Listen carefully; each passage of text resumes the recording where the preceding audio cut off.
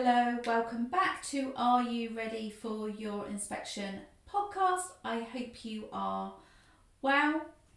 I hope the sun's shining. If you're having awful weather, I'm really sorry, but if you're having great weather, amazing.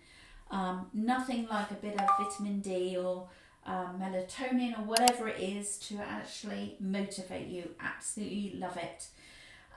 So today's podcast is about activities.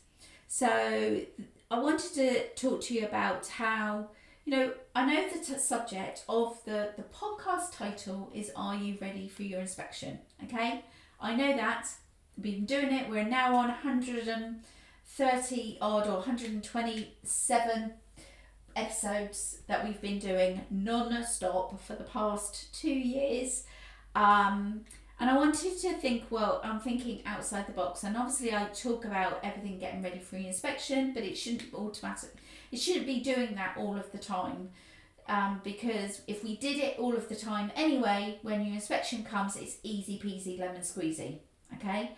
However, I want to talk to you about the areas of learning and activities. Now, I'm going to give you an example of this. So when I was an early years inspector, I went to a setting and it was a very small setting, and actually it was around this time, it was around Easter time, and what happened was they had a number of children there. I was doing an observation on somebody, and they brought out a plastic bag. Okay, I won't say the name of the bag, but it was from a very well-known store that has lots of crafty stuff in it. And in the bag they had I envisaged this so much, and could probably tell you what the wording was in the report. They had pre-cut out hat templates, Easter chicks, pre-cut out Easter eggs pictures. Children did have to colour them in, I'm just saying. And pre-cut out, there was one other thing, was it daffodils or something cut out already? So all those things were pre-cut out, and the children, there was no access to any glue, so they couldn't stick anything on the hat. There was one roll of sellotape, one pair of scissors, which the staff member had, and the children had to get the staff member to stick them all on. So thinking about that activity, the purpose of the activity, the theme was Easter, and getting what they could from that activity was so little, because it was very adult led. And I want to say that when it's taken from the inspection handbook, when observing interactions between staff and children, inspectors would consider or should consider how our staff engage in dialogue with children, watch, listen and respond with children. That was really hard on this activity, because she wasn't watching, she wasn't listening, she was just sticking the chicks, the flowers and the eggs on the hat for the children. It was like a conveyor belt. It was not a great... and the children were swarming because it was something in the bag, they've not done it before.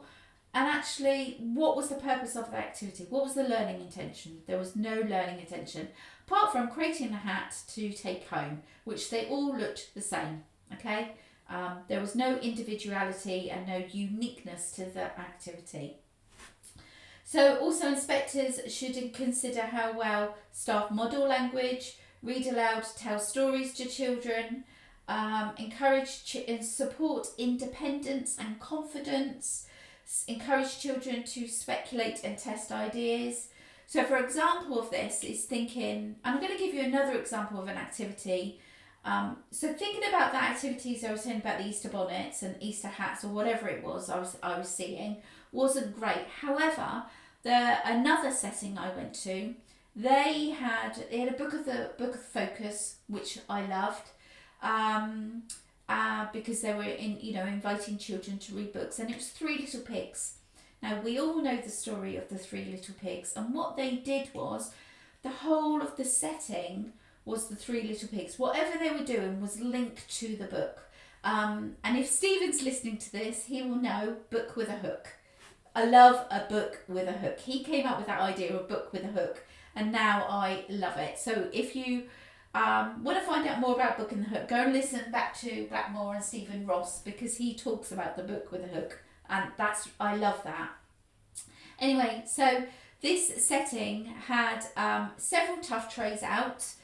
We all have a tuff tray, okay, but it all needs to have an intention, and each of them have different things for children to look at to build their houses. So one tuff tray had straw, one tuff tray had bricks, there was a range of glue, there was a range of glue sticks, there was a range of sellotape, there was different ranges of sizes of scissors, there was different ways, there was sand and water and trowels, there was twigs, and actually thinking about how children, the whole purpose was the children were reenacting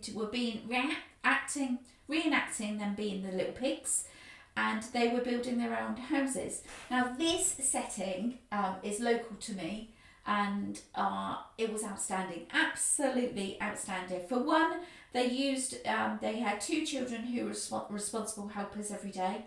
Absolutely loved that. Those children, that boosted them up so much, and everyone had a turn of that, of being a responsible helper. And even the parents loved it. When I spoke to the parents, they said, who teaches their children to be responsible helpers? And using those words, and that's why children were going out and saying, "Mummy, today I was the responsible helper." And so they were encouraging children, going back to the activity, to actually create their own houses. So the bricks was an example of this, that children were trying to build a tower out of the bricks using the sellotape and Pritt sticks to stick them together. And for me, that was it was that tried and tested, which goes back to what an inspector should consider, is encourage children to speculate and test ideas through trial and error. And that's what they were doing. They were building these houses. How did they get the straw to stick together to make the roof for this house that they were making? And this went on for hours and hours. And in fact, what they said this setting was, it went on for days and days and days, because every child was different. Every child had their unique idea. Every child had something else that was different, and they were speculating. So it's speculating and tried and tested, and they all worked together. It was amazing, absolutely phenomenal. So what I'm trying to say to you is, think about the activities. Can you stretch and challenge those activities that you're doing? Thinking about the Easter bonnet activities that I'm telling you, to the one about the 3 little pigs and the houses, thinking of outside the box, and how can you work with children with sustained shared thinking to actually stretch and challenge, to get those activities to not just be activities just for that moment, where there is limited impact, there's no real reason why they're doing it, and actually children are not recognising the purpose and the learning that's happening. Whereas the other activity that children are thinking about when they're making houses, and they're talking about and going to research on books and looking at what builders are. They talked about risk assessments. Children, when they were building those houses, had little hard hats on. They had high-vis jackets. Honestly, it was phenomenal. So what I want you to do, take from this podcast, is go and do some observing in the activities that you are doing, and how can you stretch and challenge those children for those activities, rather than just a tick box exercise that actually has no impact at all. Very passionate about that, very passionate about activities, and how we can extend the children's learning and development. Also extend our staff, sustain shared thinking about what we can be doing with those children and those staff, and learning together. Let me know your thoughts. Let me know. I thought I'd go down a little bit of a different route, but still link it to being ready for your inspection, because it's something that we should be doing every day anyway. But are we doing it? Let me know your thoughts if you're watching this on YouTube. Thank you very much. Make sure you like and subscribe. Again, if you're listening to this on podcast and we are in your ear, if you're a practitioner and you've been given this podcast to go and listen to on a 10-minute walk or something, think about what we're doing and message us or send me an email, vanessa@jigsaweyc.com. Let me know your thoughts. I would be really interested to find out what you've done and what you've taken from this episode. Have an amazing week if you're listening to this on a Monday. If you're listening to this on a Friday or at the weekend, have a great weekend. And I will see you very, very soon. Take good care.